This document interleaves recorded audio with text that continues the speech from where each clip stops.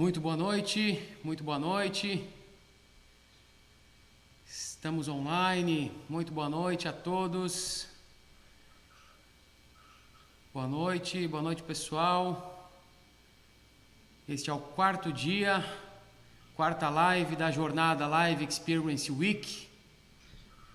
Boa noite a todos, boa noite a todos. Vamos lá esperar. Boa noite, pessoal. Não sei se todo mundo já está ouvindo. Eu acho que os comentários, Jackson, eles estão desativados ali na live. E aí a galera acho que não consegue nem comentar se está chegando o som ou não. Só confirma isso. Vamos confirmar aqui. Problemas técnicos que sempre fazem parte, né? Natural. A gente vai evoluindo pouco a pouco. Opa, agora estão aparecendo os comentários aqui, ó. Tem um pequeno delay, mas estão aparecendo. Boa noite, pessoal. Boa noite, sejam todos muito bem-vindos. Estamos já com 22 espectadores. Vamos aguardar mais um instantinho que o pessoal está entrando. Muita gente ansiosa aí acompanhando a Live Experience Week. Essa jornada de conhecimento que visa aí trazer o bem, trazer boas novas, trazer boas notícias para todo mundo aí. Muito boa noite. Leonardo Lescovar, seja bem-vindo. Elton, família Breitkoff. Verônica Ramos, Fabrício, boa noite a todos vocês. Vamos aguardar mais um instantinho, estamos subindo. Som e áudio, já temos confirmação de que está tudo ok, estável. Boa noite família Citroën Breitkoff, boa noite família Breitkoff. Boa noite grupo Breitkoff, clientes, amigos da marca. Isso aí, aproveita, já vai encaminhando, já vai convidando para as pessoas que vocês amam, manda o convite para entrar na live, clica na flechinha ali embaixo, manda para o pessoal, porque o tema é extremamente importante. Inteligência financeira, como é que você se relaciona com o seu dinheiro? E mais, você sabe se relacionar com o seu dinheiro? E mais, de 0 a 10, qual é o nível de importância que você dá para a sua capacidade de se relacionar com o seu dinheiro? Pensa nessas respostas. E se tiver abaixo de 8, fica colado aqui na live, vai ter um momento de perguntas e respostas.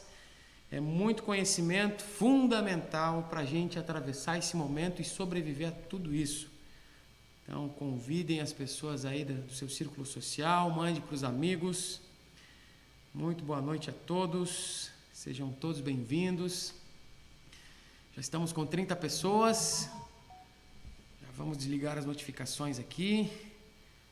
Nosso QG está bem tecnológico aqui, Ricardo Hoffman, igual o teu aí, quase igual o teu. É isso aí. Aos poucos a gente vai pegando a prática, né? Tem pelo menos 5 telas aqui, parece a Bolsa de Valores, parece uma Bolsa de Valores aqui, hein?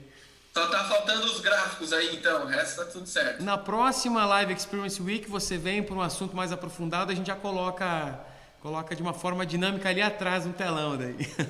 Podemos, claro, com certeza. Boa noite a todos. 21h03, já vamos começar. Chegando aí em 50 pessoas, a gente já vai iniciar a apresentação do projeto, apresentar o nosso mentor da inteligência financeira. Convide as pessoas que você ama, se você se importa com as pessoas da sua família, os seus amigos, convide. Clique na flechinha ao lado dos comentários, entre os comentários e o coraçãozinho. E aproveita, pressiona o coraçãozinho aí, porque o Ricardo gosta de coraçãozinho. Ele gosta de ocitocina, como ensinou o professor Pedro Camargo ontem. É importante quando a galera curte, assim, principalmente porque aí o próprio Instagram ele acaba mostrando a live, né, o conteúdo para mais pessoas e, enfim, mais pessoas para a gente falar desse conteúdo aí que tá sensacional, enfim. Maravilha. O algoritmo vai trabalhando ao nosso favor. É importante curtir, comentar, manda tchauzinho e os robozinhos do software vão fazendo a mágica acontecer. Boa noite, queridos clientes entrando, amigos, Ranieri Maciel, boa noite, Sandra Pontes, clientes entrando, equipe entrando, muito bem, estamos chegando nos 50, faltam 7, boa noite Ana, boa noite Thalita, Notiolini, Sejam todos muito bem-vindos à quarta e penúltima noite da Live Experience Week. Boa noite, Clóvis Ramos, 42, 43. Já vamos iniciar, já vamos aquecendo os motores, turbina em alta rotação. Vamos lá, convidem os seus amigos, convidem os seus contatos.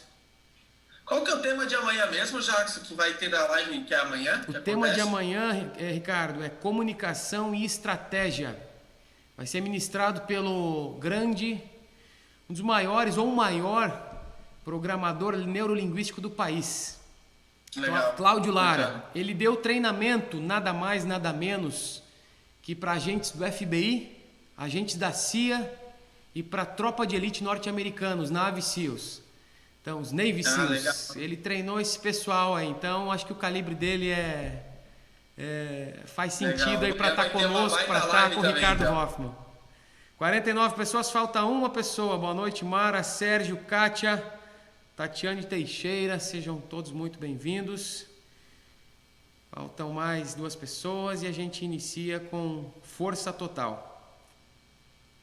Tô vendo aí que tem uns alunos aí das minhas turmas que estão presentes na live aí também. Já. Opa, sejam muito bem-vindos aí, alunos do Ricardo Hoffman, alunos do @investindo.inteligente.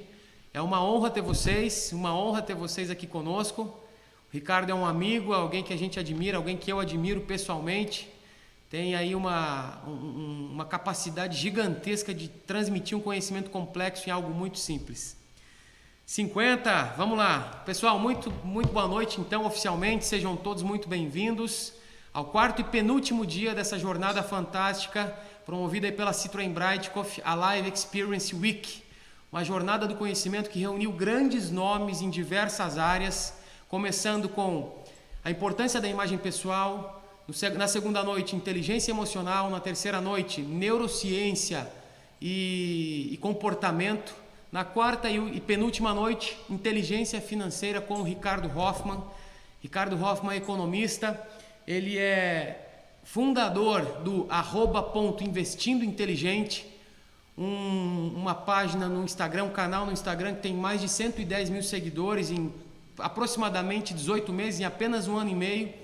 Ele tem certificação CFP, ele é apaixonado por ensinar sobre finanças para todos os tipos de pessoa. E ele tem uma capacidade incrível e única de ensinar de uma forma muito simples para que aquele que não tem noção alguma de investimento consiga investir sozinho, por meio do conhecimento que ele dissemina gratuitamente no seu Instagram diariamente, ajudando dezenas de milhares de pessoas, e também por meio dos cursos que ele criou. Ele também é diretor de um escritório da XP Investimentos, da Sim Investments, aqui em Itajaí, Balneário Camboriú, e ele tem uma mente fantástica e muita humildade também.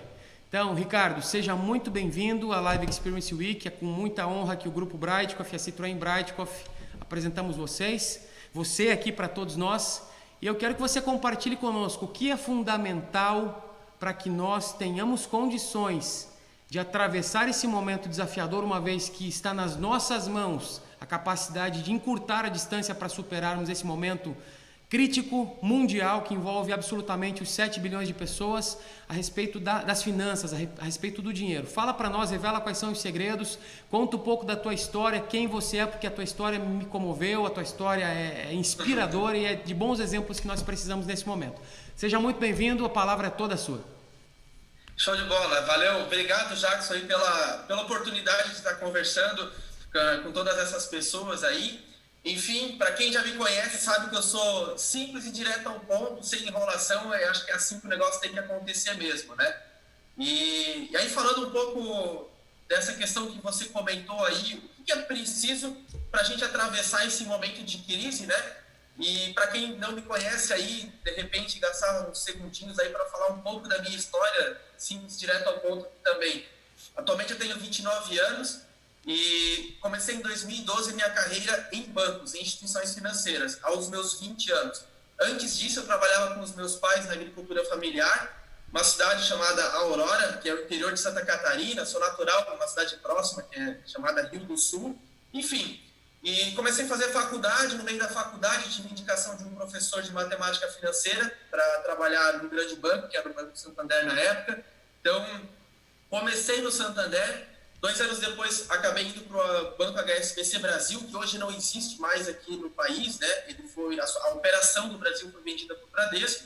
Continuei, então, trabalhando no Bradesco e, enfim, chegou um momento que eu comecei a entender, assim, se de fato continuar a carreira bancária para mim seria o que eu realmente amava fazer ou se aquilo já não fazia mais sentido. Aí, por vários motivos, principalmente em termos de ética, que envolvia você ter que, enfim, oferecer produtos para o teu cliente que não fazem sentido para o cliente, e sim só para você bater uma meta e entregar um resultado lá, aquilo não fez mais sentido. Eu acabei, em 2018, eu acabei saindo dos bancos, né, no caso, no final ali do Bradesco.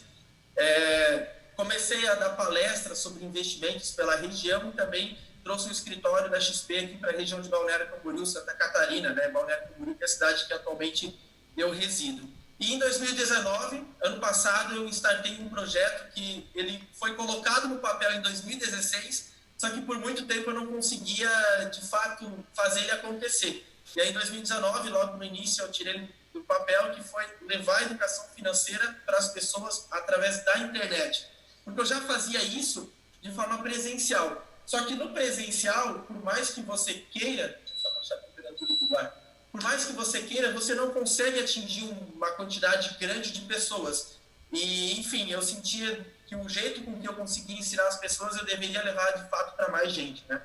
Então, foi onde que eu comecei em 2019, comecei do zero. Hoje tem mais de 100 mil pessoas que me acompanham lá. Eu gero conteúdo tanto no Instagram, YouTube, enfim, tem minha turma de alunos. E aí, por aí vai, né? Maravilha. E aí, Jacques, então, assim, indo para a questão...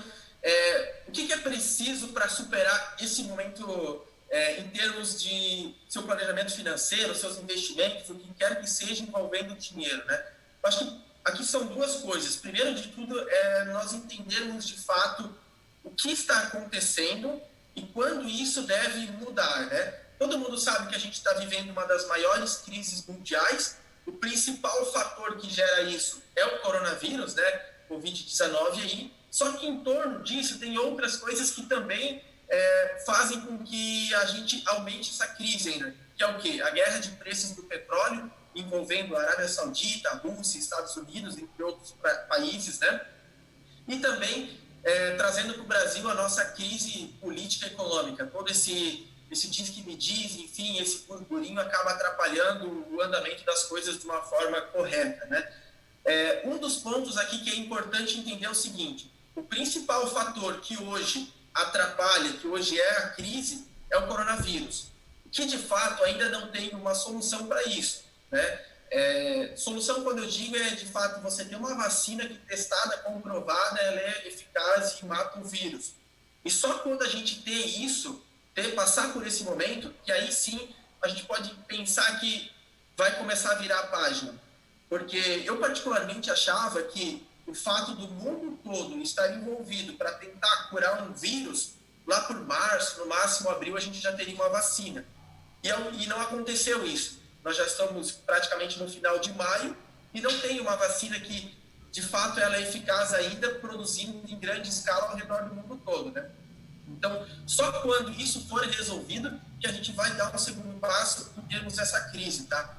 Outro ponto que aí atinge cada um de nós é o quê? É entender como que os nossos investimentos, o nosso planejamento financeiro, se ele está feito da forma correta ou se ele não está feito da forma correta, para a gente superar esse momento de crise. É aí que entra que a teoria, ela sim precisa, ela vai funcionar na prática. Só que muitas vezes a gente acha que a teoria ela não precisa existir. Um exemplo simples disso é as pessoas, quantas pessoas hoje que não têm uma simples reserva de emergência, né? Que é o básico. Inclusive na live de ontem, ele foi comentado até que o esquilo, ele biologicamente ele é mais inteligente que o ser humano, né? Porque ele faz a sua reserva de comida para o inverno. E o ser humano, ele muitas vezes, a maioria das pessoas, infelizmente, não faz uma reserva de emergência para uma eventual emergência, né? E quantas pessoas que se viram agora tendo que abrir mão dos planos, tendo que abrir mão de muitas coisas, porque talvez perdeu o emprego, ou pode ser que venha perder a fonte de renda, ou teve gastos inesperados. Aquelas pessoas empreendedoras que às vezes já viu numa determinada dificuldade, você não está conseguindo vender, fazer negócios e conseguir gerar renda, né?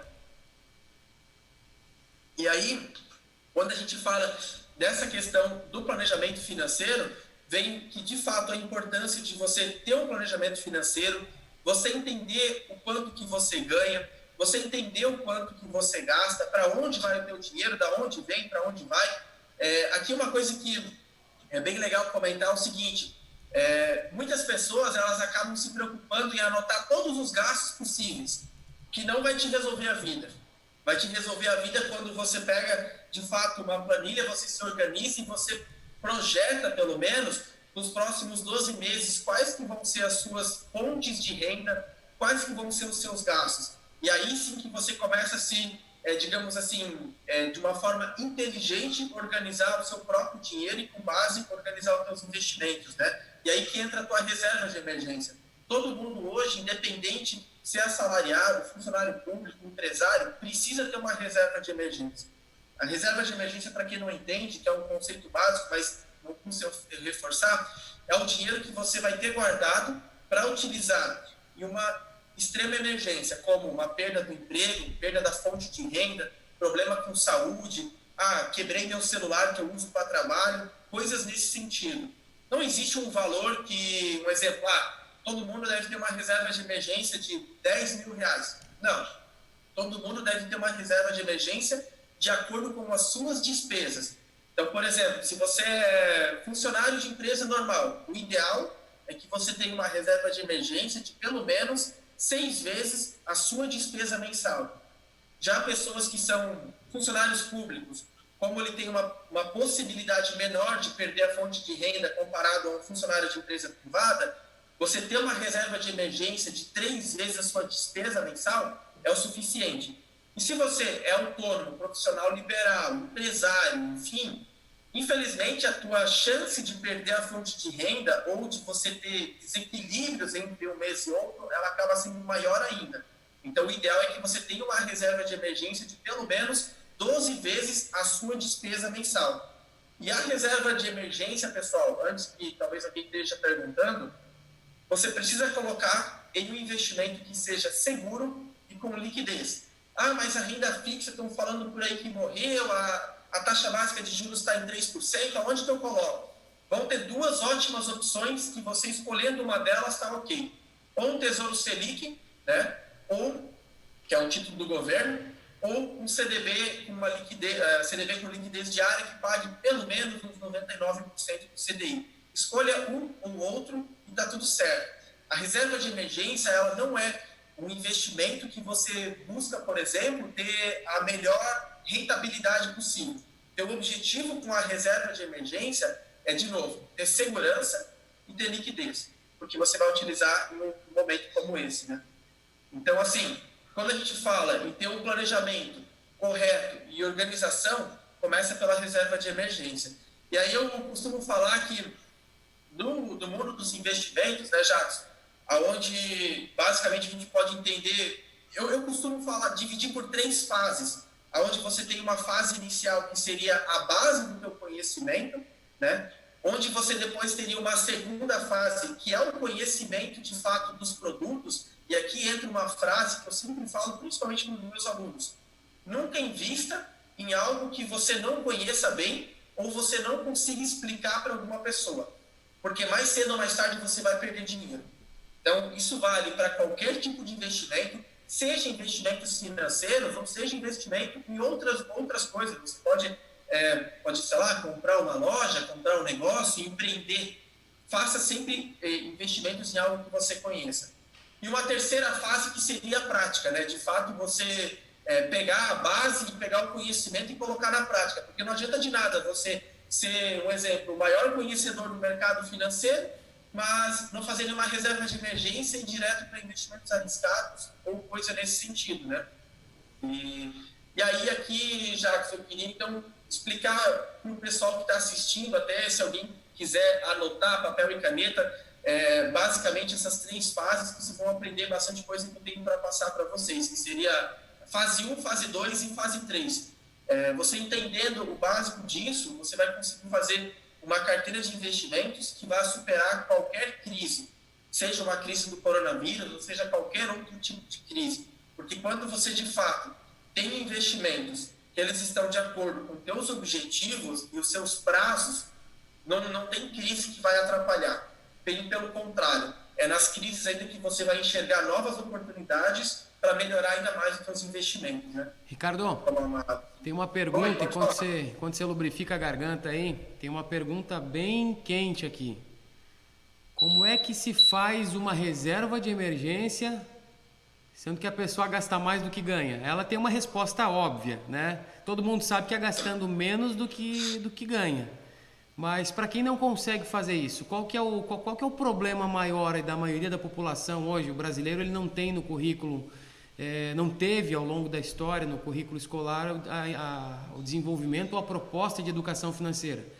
Hoje tem escolas que estão desenvolvendo isso, como também inteligência emocional, mas como é que faz hoje para quem já tem uma mentalidade formada, para quem já tem família, para quem já tá maduro, entre aspas, do ponto de vista cronológico?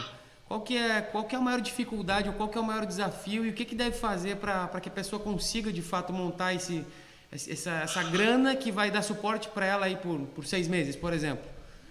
Entendi, legal. Essa pergunta ela é sensacional e a maioria dos brasileiros, sem dúvida, elas se encaixam nessa situação. Isso é fato, né? Acho que o primeiro ponto aqui é você buscar conhecimento. Porque se você nem sabia que existe um negócio chamado reserva de emergência, você não vai nem querer fazer, né? Porque é aquela velha história, a gente nunca sente falta do que não teve. Então, se você nunca teve uma reserva de emergência, se você não vem, às vezes, de uma família que tem a cultura de poupar e ter esses conhecimentos, enfim, aquilo não estava na sua cabeça e você não vai buscar realizar aquilo. É simples assim. Porque, assim, outra coisa, a pessoa, ok, ela não tem condição de fazer uma reserva de emergência, mas ela financia carro, ela tem cartão de crédito que está lá sempre pagando uma fatura alta, ela consegue comprar um iPhone, coisas desse tipo. Não só um iPhone, mas um iPhone da última geração. Então, é uma questão de você, de fato, assim, ter um conhecimento do que você pode ter e, de fato, ter um conhecimento próprio também. Porque, assim, será que eu vou querer ser, para a vida toda, uma pessoa que vive endividada, está vendendo o almoço para tomar um café da manhã, coisa nesse sentido assim? Ou eu vou querer buscar ser diferente, ter uma liberdade, fazer o dinheiro trabalhar para mim? Eu sempre falo assim que o principal objetivo é você chegar na liberdade financeira. Pode chamar de liberdade financeira, ou independência financeira, tanto faz. Mas o que é a liberdade financeira? Não é nada mais, nada menos do que você acumular um dinheiro suficiente que mensalmente ele pague suas contas. E aí você não precisa mais trabalhar. Porque hoje as pessoas, de fato, elas trabalham naquilo porque amam ou porque elas precisam do salário, né? Então, seria o objetivo final. Você buscar conhecimento, saber que isso existe e traçar um objetivo, uma meta. E acho que aí vai começar a mudar a tua cultura. Porque quando você dá esse start na tua cabeça, você vai começar a pensar assim, opa, será que eu preciso, antes de trabalhar, passar na padaria da frente do meu trabalho, enfim, e gastar R$12 por um café da manhã? Não poderia comer em casa? São várias coisas que você começa a olhar, a anotar, a entender, porque você pega R$12, vai ser R$10, vamos arredondar, por mês são R$200, só em dias úteis, né? Só de cafezinho, né? E é praticamente 20% do salário mínimo, né? Ah, mas eu não gasto R$10 no café da manhã. Beleza, mas você já parou para pensar outras besteiras durante os dias, principalmente de segunda a sexta, que você acaba gastando? Aquele cafezinho, aquele pão de queijo fora de hora, aquelas coisas. Então, eu acho que essas pessoas elas deveriam começar por isso daí, né? Ah, mas eu não vou me dar o luxo de tomar um cafezinho? Pode, não tem nada de errado nisso. Mas entenda que muitas vezes é isso que está te impedindo de dar um segundo passo. São coisas básicas, né? Mas primeiro, por que eu vou dar um segundo passo se eu nem sei qual que é o segundo passo e quais são as recompensas por fazer isso, né? Então, volta aí aquela questão do conhecimento. E um outro ponto simples e que faz muito sentido é o quê? É você buscar entender a sua fonte de renda hoje e o que você poderia fazer para aumentar a sua fonte de renda. Seja uma profissionalização, seja uma faculdade, uma pós-graduação, um curso na sua área, sei lá, eu sou vendedor, eu vou me especializar em vendas então e vou mostrar para o meu chefe que eu estou sendo melhor e consequentemente vender mais, ganhar mais comissão ou de repente ser promovido, né? Às vezes as pessoas elas estão numa zona de conforto que nem elas percebem. E aí acaba reclamando e achando que a vida é assim mesmo e que é só pagar boleto, receber um salário, chegar com 60 anos, tentar uma aposentadoria, que sabe lá se vai conseguir com todas essas mudanças que está tendo, né? Então, é basicamente isso, você entender a sua realidade, o que você quer buscar e quais são os benefícios por isso, né? Porque a pessoa quer comprar uma roupa nova e essa roupa nova ela te traz benefícios, né? Não é só você ter uma roupa nova, é como que você sair com uma roupa nova, como que as outras pessoas vão ver você. É esse o benefício que no teu consciente tá, né? Eu vou comprar um carro novo. Às vezes você não quer comprar um carro, você acha que você quer, né? Comprar um carro novo porque ele é um carro novo, vai me dar mais segurança. Não, às vezes você quer ter um carro novo para mostrar que você pode ter um carro novo, né? É aquela velha coisa, por causa dos benefícios que isso te proporciona. E também pode ser os benefícios de mais segurança, de mais tecnologia, várias outras coisas. E quando você entende quais são os benefícios de uma reserva de emergência, da reserva da liberdade financeira, da reserva dos sonhos, de conseguir adquirir as coisas sem pagar juros, e pelo contrário, fazer o banco, fazer os outros pagarem juros para você, você vai começar a prosperar.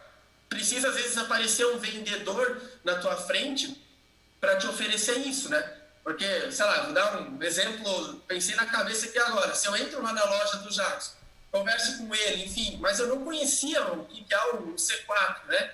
Mas ele começa a me explicar todos os benefícios, eu vou pensar, cara, eu quero esse negócio para mim, eu preciso disso. A mesma coisa nos investimentos. Às vezes a pessoa não sabe qual que é o benefício de ter alcançado uma liberdade financeira, de você chegar com 50 anos, ok? E o dinheiro trabalhar para você.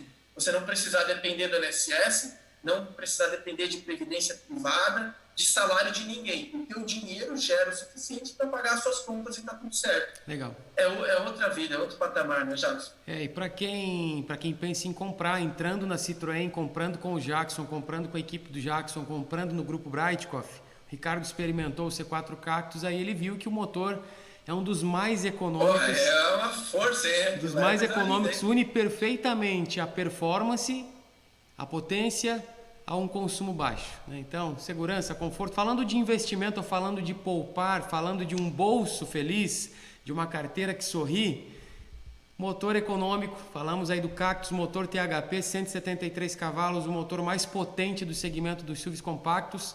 Falei para o Ricardo, mostrei para o Ricardo, ele experimentou. A 80 por hora, aproveitando o ensejo, 80 por hora no nível do mar, motor 1.6 com 173 cavalos, do SUV mais premiado do país, aí foi eleito o melhor SUV do ano passado, 17, 18 km por litro, até 19 dependendo da força da velocidade do vento. Então assim, para você que está ouvindo aí, eu convido você para conhecer o melhor da tecnologia francesa e experimentar um dos melhores motores do mundo, que foi eleito 8 vezes o melhor motor do mundo pela Engine of the Year Awards por 8 anos consecutivos, que faz quase Legal. 20 por litro, né? Então, taxa zero, né? Você falou, as pessoas elas têm que fugir da perda, né? E uma opção em que elas tenham condição de economizar, tem muita gente que diz o seguinte: Jackson, você vende carro, você fala de finanças, você fala de matemática financeira, você fala de investimento, não no nível do Ricardo, mas a gente conhece um pouco. E como é que você vende carro se você sabe que carro não é sinônimo de investimento? Carro você perde dinheiro, né? Então, isso faz sentido. Investir financeiramente, o carro ele não traz retorno como um investimento financeiro, no mercado financeiro. Mas ele traz segurança, traz conforto, traz comodidade, traz status. E finalizo o meu comentário, aproveitando o ensejo, Ricardo, relembrando aquilo que eu falei na live ontem com o professor Pedro. A China vinha numa decrescente muito grande com relação à venda de carros. É um dos maiores produtores aí, do mundo na indústria automobilística. Com o Covid, com a crise, os hábitos por completo mudaram. O mercado começou de queda ascendente, começou a subir abruptamente. Porque as pessoas começaram a investir no quê? Na sua própria subsistência, no seu conforto, na sua saúde. Então é incrível como essa crise veio para revolucionar muita coisa, beneficiando alguns mercados, trazendo um malefício para outros. E quem está preparado, né, quem tem conhecimento, quem está buscando conhecimento e falando de conhecimento para cuidar do seu dinheiro vai sair dessa mais forte, vai garantir um futuro promissor com certeza. Ricardo, fica à vontade, obrigado aí. Com certeza. E aí, assim, até puxando um gancho que você falou ali, enfim, quer comprar um carro, alguma coisa nesse sentido, você tem um objetivo, né? Porque eu acredito que ninguém vai comprar um carro simplesmente porque existem exceções, né? Mas passou na frente da loja, alguém falou aqui que tem um negócio bom ali, aí você, troquei de carro. Geralmente você tem um objetivo, você quer trocar de carro, você se programa para aquilo. E nos investimentos não é diferente. Para qualquer coisa que você for fazer na vida, independente, pode pegar qualquer coisa, são objetivos. Você tem objetivos, né? Eu tenho o objetivo de viajar, eu tenho o objetivo de trocar de casa, trocar de carro. Você pode, quando você consegue virar a chave, que você coloca os investimentos na frente e não os empréstimos na frente, você consegue o quê? Transformar esses objetivos em investimentos. E aí sim, você fazendo isso, os seus investimentos vão estar sempre de acordo com o seu perfil, com os seus objetivos, enfim, e consequentemente não tem crise que vai abalar os seus investimentos. Você pode até ter uma desvalorização no meio do caminho, que é normal, mas, um exemplo, se eu estou poupando, estou guardando dinheiro, o meu objetivo da liberdade financeira, que vai acontecer daqui 15 anos, 20 anos, um exemplo, daqui 5 anos ou 30, né? Não tem problema se o negócio desvaloriza no meio, eu vejo como uma oportunidade e aumento meus aportes. Então, quero trocar de carro, quero comprar um C4. Será que você necessariamente precisa financiar, né? Em termos de investimentos, você pode se organizar para isso e ao invés de pagar lá uma parcela do financiamento, você vai contribuindo mensalmente em algum investimento e quando você tem o valor total, você consegue comprar um carro à vista, né? São várias coisas que você pode fazer com inteligência financeira, em vez de pagar juros, né? E talvez no primeiro momento possa pensar assim, mas eu queria ter um carro logo, né? Anotem uma coisa, pessoal. Antecipar sonhos é uma das coisas mais caras que a gente pode fazer na nossa vida. Isso vale para qualquer coisa. Vou dar uns 2 exemplos aqui. O primeiro exemplo é o seguinte, eu quero antecipar um sonho, eu sou jovem, vou lá e compro o meu primeiro carro, financio tudo. E aí, o que acontece? Você mal e mal dá conta de pagar esse carro, às vezes, ninguém te avisa, ou se avisa, você não acredita, que o teu custo, às vezes, ele é o dobro do que a parcela do financiamento, IPVA, tem outros gastos, né? E você acaba indo atrás da máquina. Quando você faz o processo inverso, que você não antecipa esse sonho, você poupa para ter um objetivo logo, quando você compra o carro, você continua poupando. Então, se no decorrer da vida, você financiando, sei lá, trocaria de carro 5 vezes, você poderia trocar 6, 7, 8 vezes de carro. Ter mais prazeres de ter um carro novo se você investir com segurança, investir com inteligência antes de chegar nos teus sonhos, né? Outro ponto, antecipações. Eu sei que entra numa questão bem pessoal de cada um, normal, não tem nada de errado nisso, mas quantos casais jovens, que hoje não é tão comum, né? Mas vamos dar um exemplo. Um casal de 20 anos resolve casar, os pais não têm condições de bancar a festa de casamento, mas eles querem uma festa de casamento de coisa mais linda, vão lá e financiam 60 mil, 70, 80, 100 mil, sei lá, para você fazer uma festa de casamento dessas 100 mil, fazer assim, ó. Eu ia casar no passado, fazer a festa, né?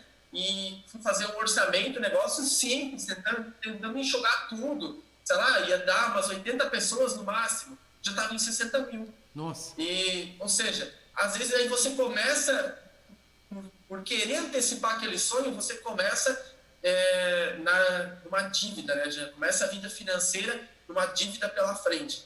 Enfim, são casos e casos. Mas aí que vem a questão, só voltando, essa questão de você definir os seus objetivos sempre antes dos seus investimentos. Isso é fato e é assim que vocês devem fazer, tá? Uma pergunta aqui, Ricardo. quem tem reserva de emergência já programou uma quantia para 6 meses, caso seja demitido, ele consegue sobreviver por 6 meses. Onde é que deixa? E tem uma alternativa aqui, é sensato, é legal deixar no Nubank, esse banco digital? O que você diz sobre isso? Legal, boa pergunta, tá? Pode deixar no Nubank, sim. O Nubank rende mais que a poupança, rende mais que o próprio Tesouro Selic, e você tem a garantia do FGC. O que é o FGC?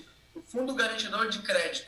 Se o Nubank vir a quebrar por algum motivo, você tem a garantia que até 250 mil vai estar garantido, você não vai perder. Caso você tenha um saldo acima disso, não sugiro deixar no Nubank, tá? Outra coisa, no Nubank tem 2 tipos de depósito.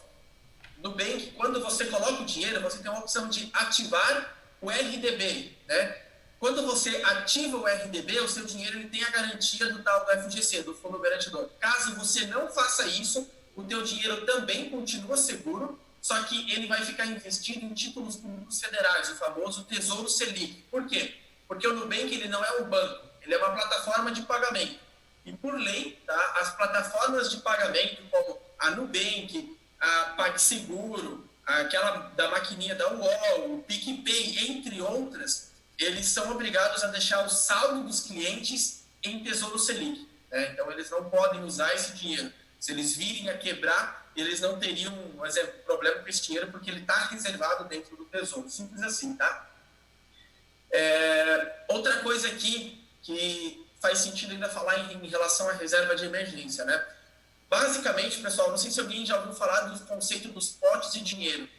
Parece um conceito assim meio bobo, às vezes eu falo assim meio bobo mesmo, mas os potes de dinheiro é um conceito básico que todo investidor usa, desde o pequeno investidor até o cara que tem 10 milhões de reais investido.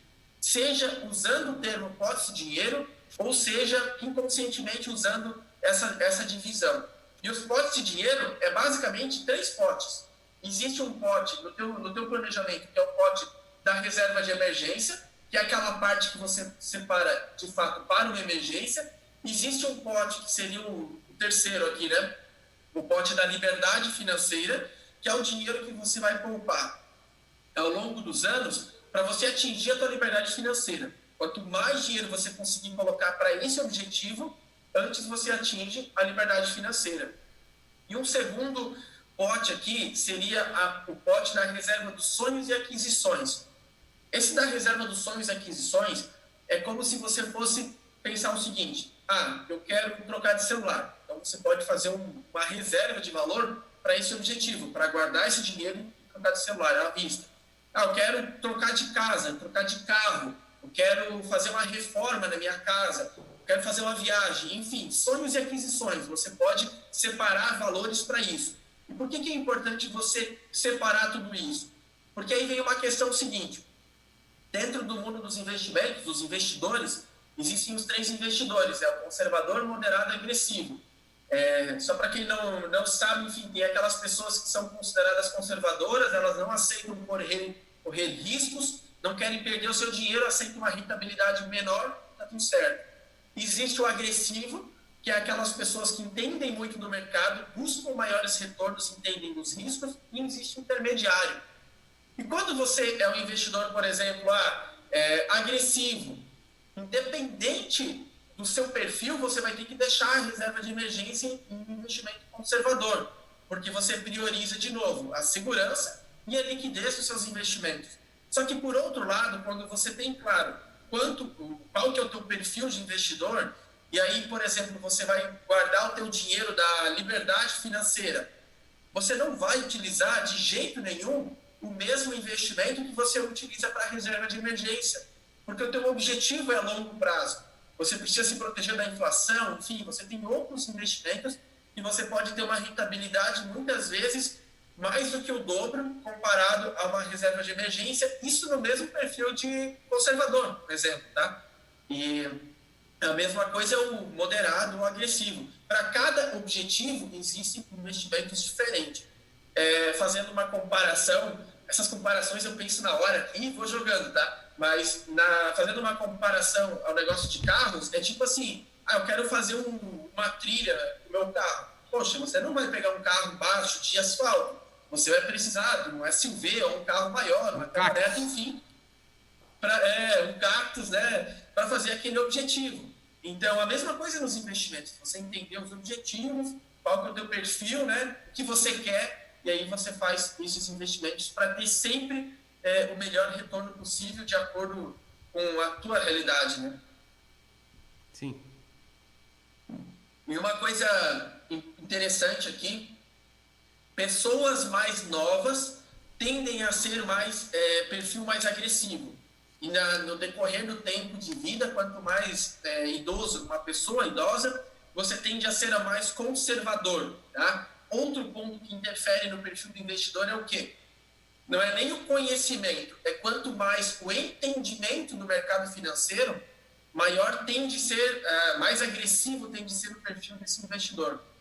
Por exemplo, se você entende o que é uma ação, porque ela oscila, como ela funciona, que é a longo prazo, tudo isso, você tem esse entendimento, o teu perfil naturalmente ele vai ser mais agressivo. Agora, se eu falei para ti fundos imobiliários, eu falei do mercado de ações, das oportunidades, e tudo que eu falei não fez sentido, certamente essa pessoa ela ainda é conservador, no máximo um pouco moderado.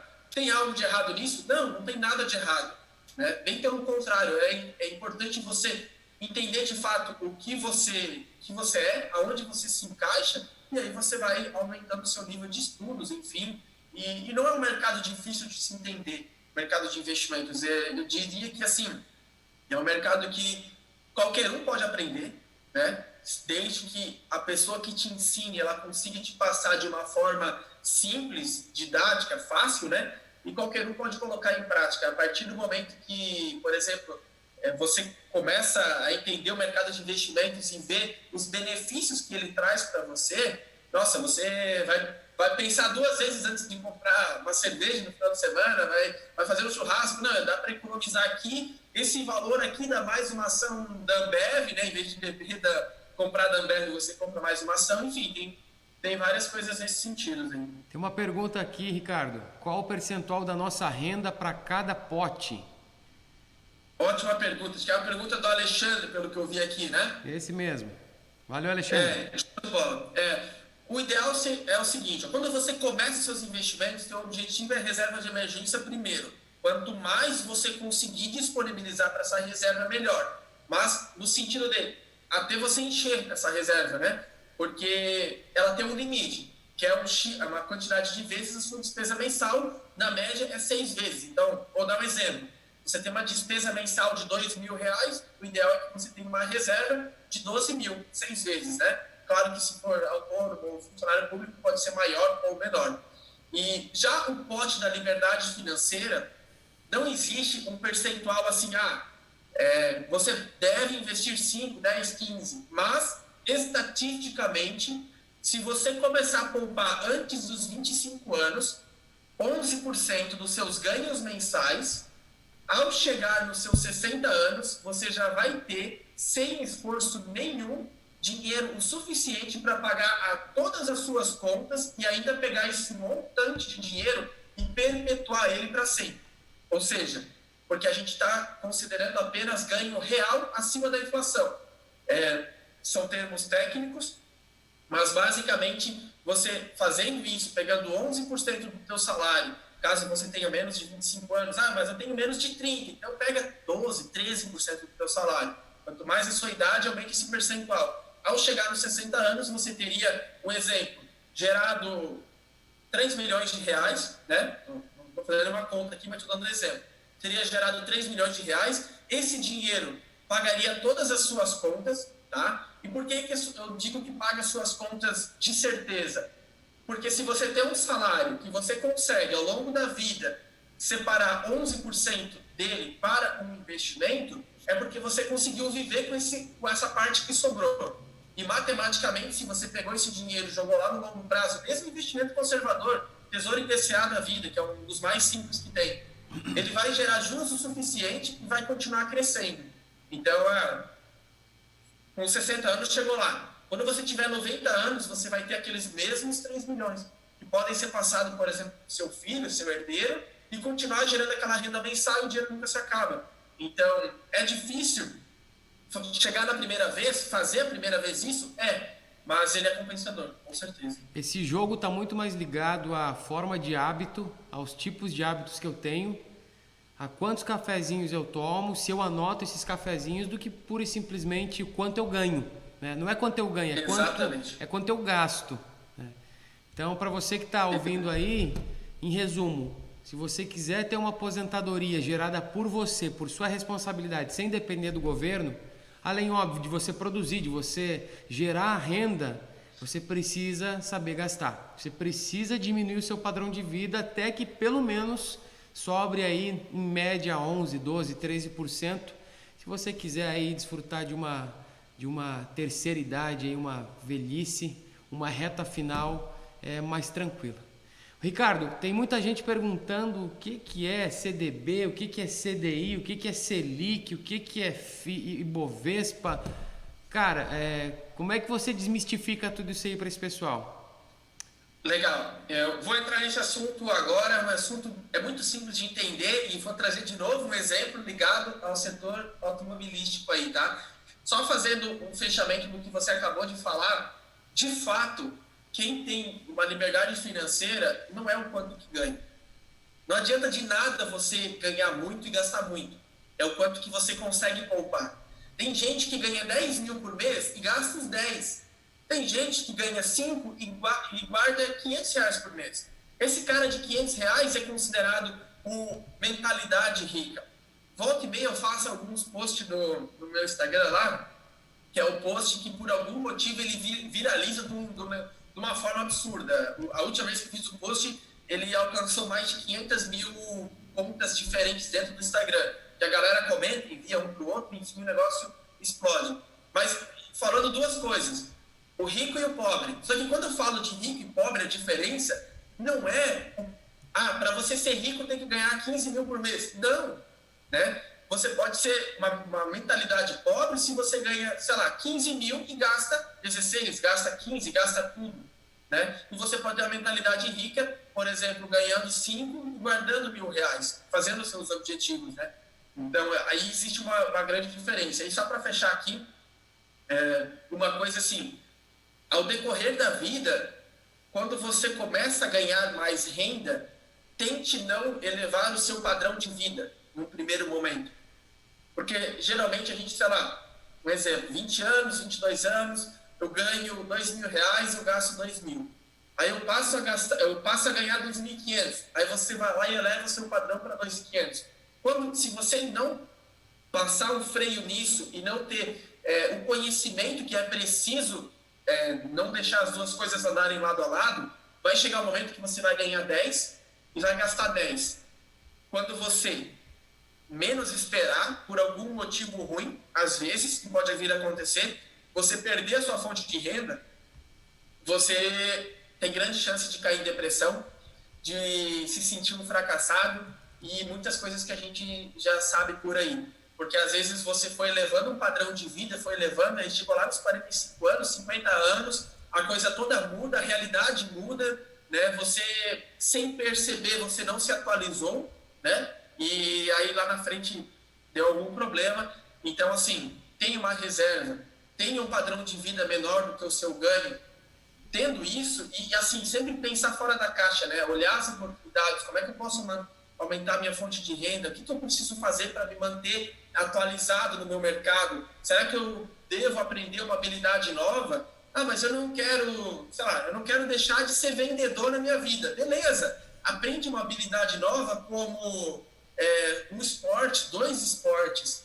Se algum momento da sua vida a vida te der uma rasteira, essas habilidades, sem você perceber, elas vão te ajudar. Enfim, era só para fazer um fechamento aí.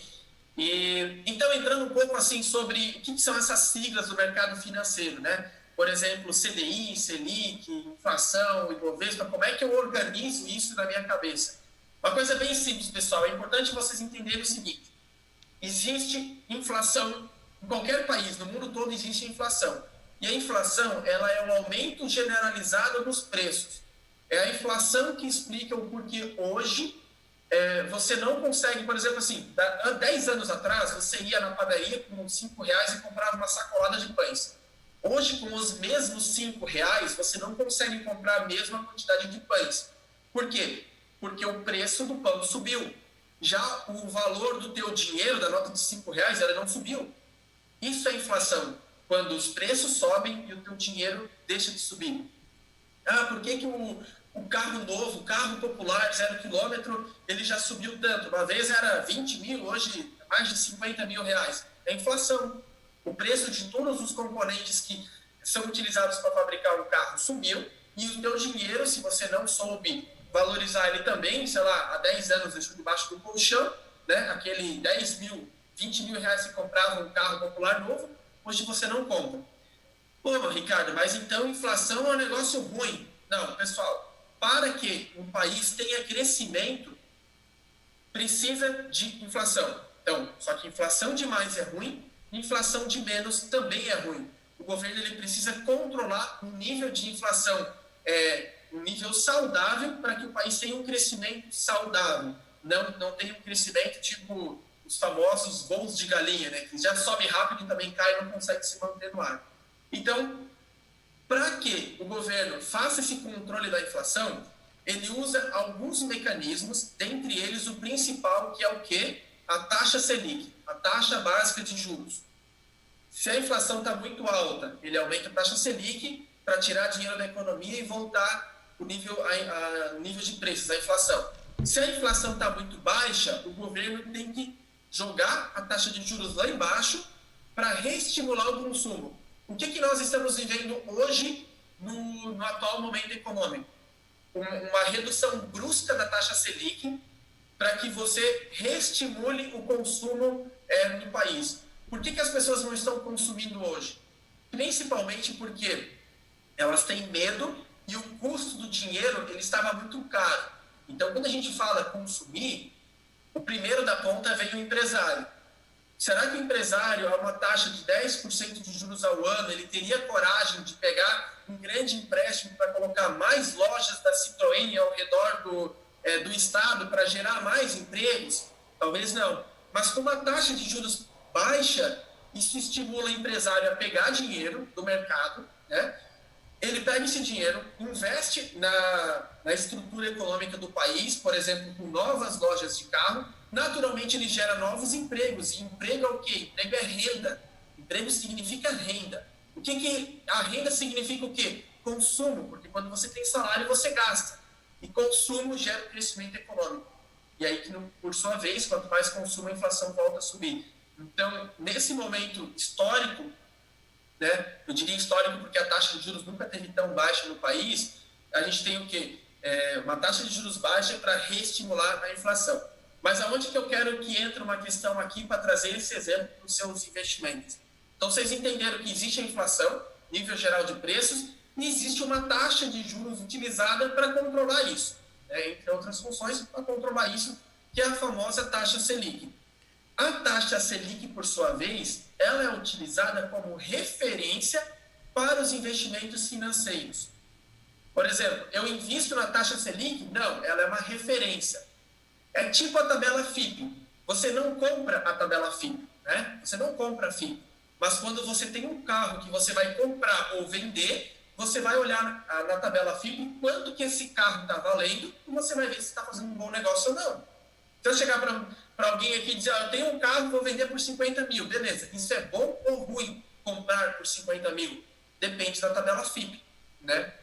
Nos investimentos, principalmente os conservadores, você vai olhar o quanto que você está tendo de rentabilidade e quanto que está a taxa Selic. Eu estou ganhando acima ou abaixo da taxa Selic? Aí você vai saber se você está fazendo um bom investimento ou não. Basicamente isso, tá? Através da taxa Selic, nós temos outras taxas, como a taxa CDI.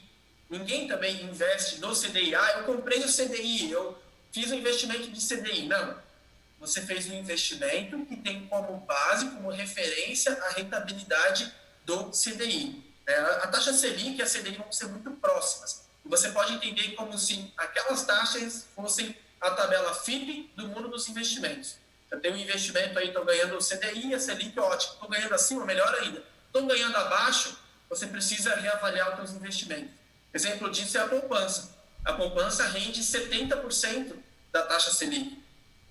Outros investimentos, previdência privada em grandes bancos, entre outros, nesse sentido, rendem muitas vezes abaixo do CDI, o que não é um bom negócio. Então, você precisa estudar, precisa entender o mercado para começar a tirar os investimentos ali e fazer um negócio diferente. Ricardo, repete aí para nós. Toma um golinho d'água.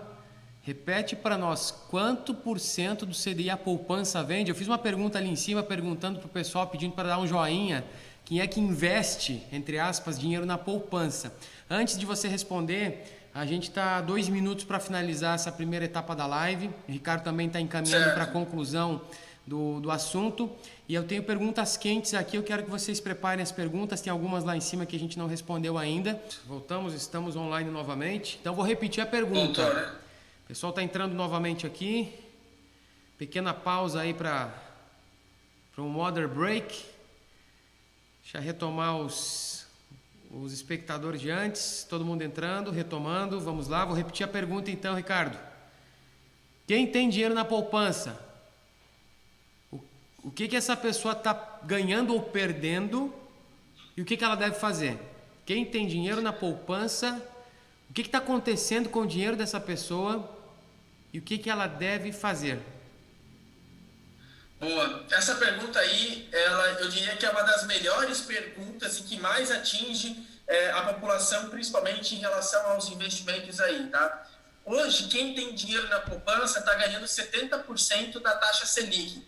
E ganhar 70% da taxa Selic é a mesma coisa que você, por exemplo, vender um carro a 70% da FIP. Eu te pergunto, é bom vender o teu carro por 70% da FIP ou não?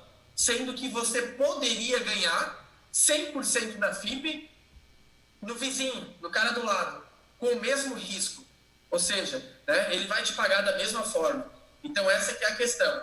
E quem tem dinheiro na poupança, então vou dar um exemplo. Eu preciso tirar da poupança e vou colocar em outro investimento. Só que se você não sabe colocar em outro investimento, dá um passo para trás e busca o básico do básico de conhecimento. Por quê? Porque, infelizmente, existem muitos investimentos que rendem menos ainda do que a poupança. Tem vários fundos de investimento, aqueles fundos que são de resgate automático, de grandes bancos, Banco do Brasil, esses bancos grandes que você vê agências por aí, não é nem falar mal do banco, nem longe disso, mas lá existem investimentos que te rendem 10%, 15% da taxa Selic, e olhe lá. Nossa. Ou seja, muitas vezes você pensa em tirar o teu dinheiro da poupança para fazer um negócio melhor, e você vai lá e faz um negócio pior ainda. Então, você tem que ter a ciência que você está no mau negócio, e por outro lado, você também tem que entender que tem formas de você ganhar melhores rentabilidades, sem dúvidas. Né? E que opções seriam essas, Ricardo? Você pode começar aí por Tesouro Selic ou opções em CDB de liquidez diária, em que você tenha pelo menos 99% do CDI. Onde você encontra isso? Conversando direto com o gerente em grandes bancos, você tem essas opções à sua disposição, ou investindo através de corretoras, tá? Porque você pode investir em bancos ou corretoras. Para quem não entende, o que acontece? O banco, ele tem como trabalho, como objetivo, fazer tudo com o seu dinheiro. Ou seja, empréstimos, investimentos, seguro, cartão, conta corrente, várias coisas. Uma corretora faz o quê? Somente investimentos. Eles são especialistas em investimento. Então, naturalmente, uma corretora, ela vai conseguir te dar melhores opções em relação ao mercado para você ter na sua carteira. E aí você encontra esses famosos CDBs pagando umas taxas de pelo menos 99%, 100%, 120%, 130% do CDI, tá?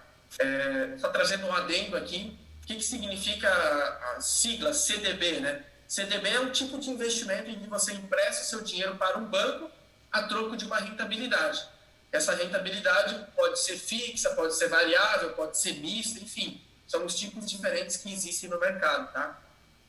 E falando aí um pouco desses termos de investimentos, muitas vezes fica difícil, né? Poxa, tanta sigla, tanta coisa e eu não consigo me organizar para entender de fato o que é melhor ou o que não é melhor. Entendam uma simples coisa, existem apenas 2 tipos de investimentos financeiros, né? Até porque alguém jogou uma pergunta aí anteriormente. Investimentos não é só investimentos financeiros. Eu concordo. Você pode investir, sei lá, comprei um posto de gasolina. Isso é um investimento também, né? Porque você vai gerar dinheiro dali. No meu caso, por exemplo, tenho plantação de eucalipto e um pouco de gado em cima lá. Também não deixa de ser um investimento. Mas volta àquela história, sempre faça algo, né? Invista em algo que você conheça bem. E entrando para investimentos financeiros, só existem 2 tipos de investimentos. Gravem essa, pessoal. Muito simples. Só existem 2 tipos. Renda fixa e renda variável. Renda fixa é quando você empresta o seu dinheiro para alguém. Você pode emprestar o seu dinheiro para o governo, para bancos ou para empresas. Bom, renda variável é quando você se torna sócio de alguém ou de alguma coisa. Você pode se tornar sócio de alguém, por exemplo, uma empresa, comprando ações da Petrobras, e você vira sócio da Petrobras, ou de alguma coisa nos fundos imobiliários, quando você se torna sócio cotista de um fundo. Um fundo imobiliário, ele é dono, por exemplo, de um shopping, né? Vou dar um exemplo aqui. Imagina que existisse um fundo imobiliário que é dono de todas as lojas da Citroën, certo? Isso pode ser um fundo imobiliário. E quem é cotista desse fundo, o percentual que ele é cotista é como se ele fosse um percentual dono daquelas garagens, aquelas lojas de concessionário de veículos. E como que o fundo ganha dinheiro daí, no caso, né? Ele aluga essas lojas para a Citroën paga um aluguel, o aluguel vai direto para o fundo e é repassado para o cotista. Isso é o fundo imobiliário. Existem vários fundos imobiliários no mercado hoje, como fundos de shoppings, fundos de hospitais, fundos de universidades, enfim. Então, isso é renda variável, isso aqui é a renda fixa. E dentro da renda fixa, como eu falei, você pode emprestar dinheiro ou para um banco, né, através dos famosos CDBs, RDB, LCI, LCA, que são aquelas siglas. Cada sigla é um tipo de empréstimo.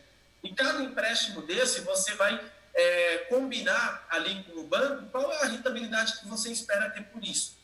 Você também pode emprestar dinheiro para o governo através do Tesouro Selic, Tesouro IPCA, Tesouro Pré-fixado, ou ainda para empresas, né, através das debêntures, CRA ou CRI. Como assim para as empresas?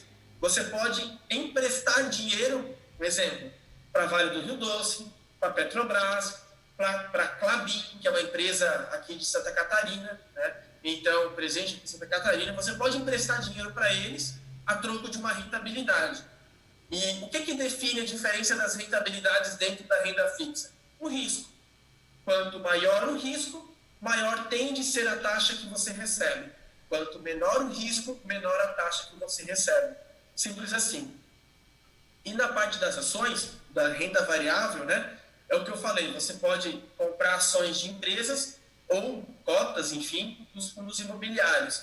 E uma coisa que é importante estar claro para as pessoas é que muita gente pensa que vou investir em ações porque todo mundo está falando, mas, de fato, o que é investir numa ação?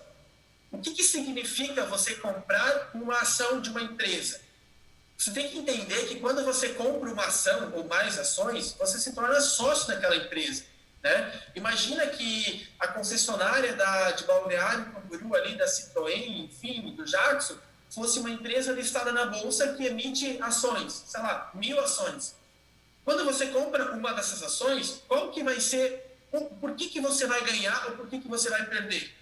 Se a ação, por exemplo, dessa concessionária, a concessionária vender mais, gerar mais lucro, continuar crescendo no mercado, o valor dessa ação vai subir. Assim é como você comprar uma ação da Petrobras, da Azul Linhas Aéreas, enfim, de várias empresas listadas na bolsa. Mesma coisa. Agora, por outro lado, se a concessionária vender menos, ter menos lucro, essas coisas assim, ter escândalos, né? Isso faz com que o preço da ação, a cotação caia. Então, entenda que ao investir numa ação, você não vai receber uma taxa de juros, você não vai ter uma garantia de rentabilidade, não existe. Basicamente, você vai ganhar se essa ação valorizar ou desvalorizar, e ainda você pode ganhar com os dividendos da empresa. Se a empresa gera muito lucro e ela não tem para onde investir esses lucros, ela faz o quê? Distribui para os donos. Quem é os donos? Os acionistas. Então, isso é investir em ações, né? Esse é o exemplo que eu posso utilizar. Legal. Ricardo, tem 2 perguntas aqui que dizem o seguinte. Por que eu não devo, então, investir em bancos, já que eles podem pegar o meu dinheiro e investir em corretoras e me pagar menos do que a poupança, né? Ou melhor, como é que eu faço para tirar o dinheiro do banco e investir em corretora? O que você diz? É a tua praia, porque você é diretor de um escritório que representa a maior do país.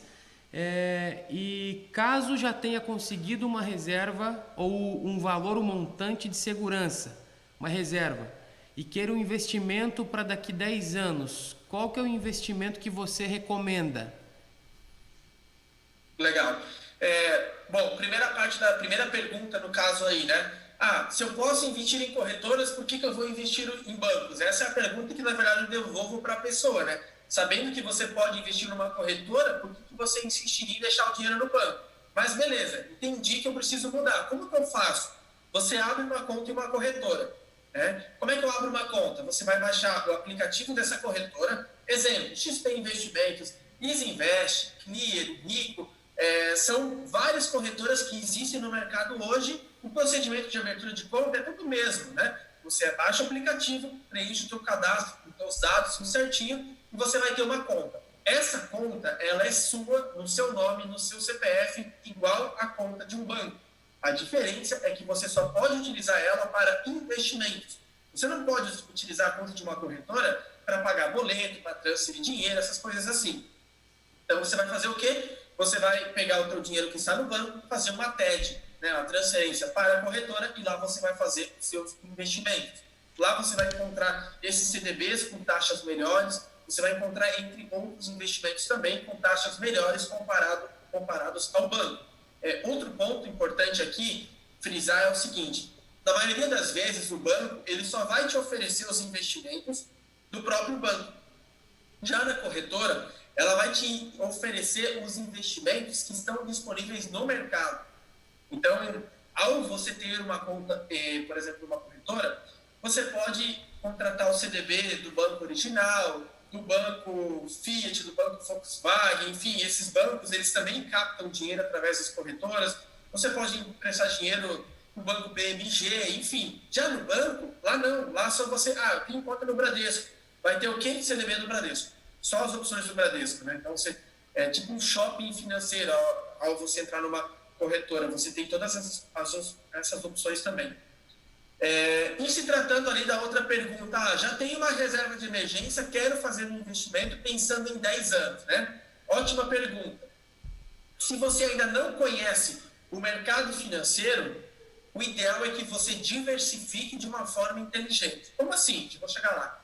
Se você é uma pessoa conservadora, o melhor investimento para você fazer, pensando nesses 10 anos, é de aproximadamente 80% do valor do Tesouro IPCA, de prazo de 10 anos, e 20% dessa parte aí você colocaria em fundos imobiliários, alguma coisa para buscar um rendimento maior.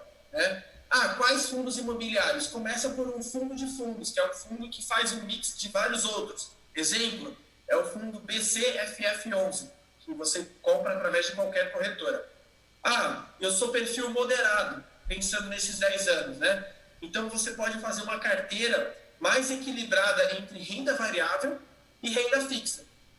Na renda fixa, por ser um perfil moderado, você pode buscar opções de debêntures, que são isentas de imposto de renda. A debênture IPCA é a mesma coisa que o Tesouro IPCA, tá? Só que a diferença é que existem opções que não pagam imposto de renda.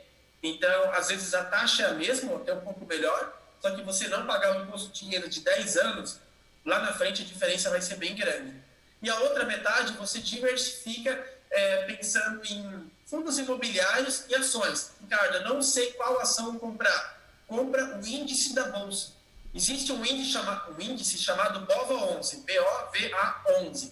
Esse índice, nada mais, nada menos, ele representa 80% de todos os negócios que acontecem na Bolsa diariamente. Então, você compra um único índice, esse índice é representado hoje por 73 ações, né? Que essas 73 ações juntas, elas representam 80% da Bolsa. E você não se preocupa se aquela ação subiu, se aquela ação caiu. Você compra um índice, você tem a média, você já está diversificando o teu risco, mitigando, né? Reduzindo esses seus riscos. E pensando no fundo imobiliário, mesma coisa. Quero começar, compra um fundo de fundo. Feito isso, começa a estudar, entender um pouco mais sobre tanto os fundos imobiliários quanto as ações para você dar um segundo passo. E aí, por último, se você é um perfil agressivo, né, você segue a mesma estratégia, mas você só aumenta a participação de renda variável nessa carteira. Simples assim. Maravilha. Tem mais uma pergunta aqui, Ricardo. Investir em cotas é interessante? Essa pergunta é um pouco supérflua, porque que tipo de cotas, por exemplo? São cotas de fundos imobiliários, cotas de empresa, cotas de, sei lá, pirâmide financeira, né? Então, se eu dizer bom ou ruim, depende, porque pode ser um problema no meio, mas pode ser uma coisa boa, né? É importante entender isso. Sim, depende do perfil do camarada, né? Exatamente, exatamente. Não sei se tem mais alguma pergunta bacana aí pra gente falar. Pediram aqui qual é a melhor corretora. Você é suspeito para responder, né? Mas quais são os critérios aí que norteiam a escolha da corretora?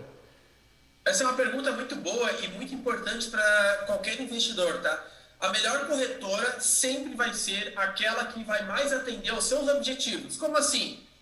Eu quero uma corretora só para comprar ações. Beleza, Clear. Clear Corretora é uma opção. Por quê? Porque a Clear não tem taxa para você comprar ações.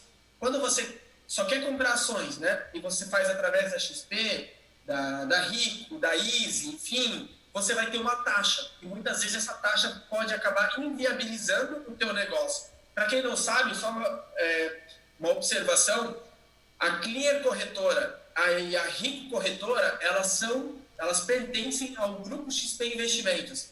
E o Grupo XP Investimentos, por sua vez, 49% dele é do Banco Itaú. E o Banco Itaú, por sua vez, é de uma ação chamada Itaúsa Holding, tá? Que é uma das principais ações mais favoritas do mercado em termos de dividendos. Eu tenho bastante gente falando sobre dividendos. Só um fato de observação. É uma ação que paga próximo de